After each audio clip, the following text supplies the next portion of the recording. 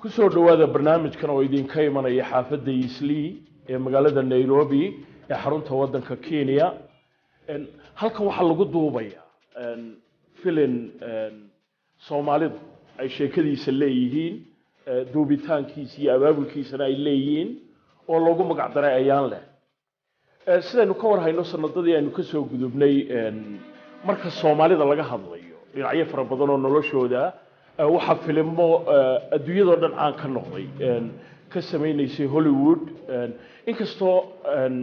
actorska ama jilayaasha ka qayb galay ay qaar fara badan ay ahaayeen Somali filimkan Ayaanle imika halka lagu duubay magaalada Nairobi waxa uu kaga duwan yahay waxa sheekadiisa iyo duubidiisa iyo abaabulkiisa iskale dad Soomaaliya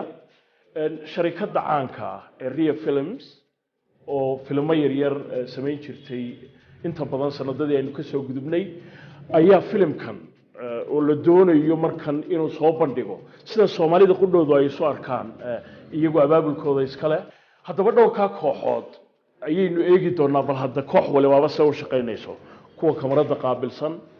kuwa codka qaabilsan kuwa leedarka qaabilsan iyo kuwa qurxinta iyo muuqaalada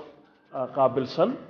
ilaa maanta kooxdan aan la joogaynaa oo waxaan eegaynaa bal hadda sida filimka loo sameeyo iyo hawsha galaysa